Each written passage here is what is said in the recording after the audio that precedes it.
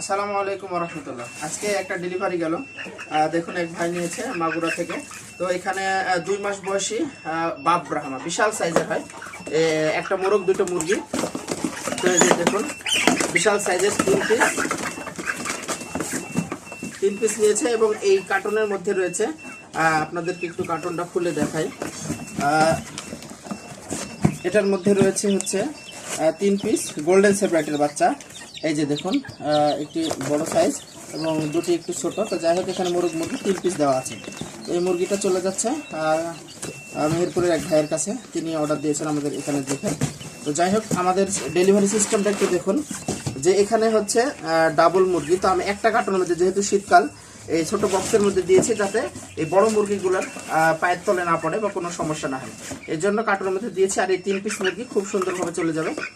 তো ভাইটির জন্য দোয়া করবেন আপনারা, ভাইটির জন্য মুরগিটা নিয়ে লাভবান হয়। তো ধন্যবাদ সবাইকে।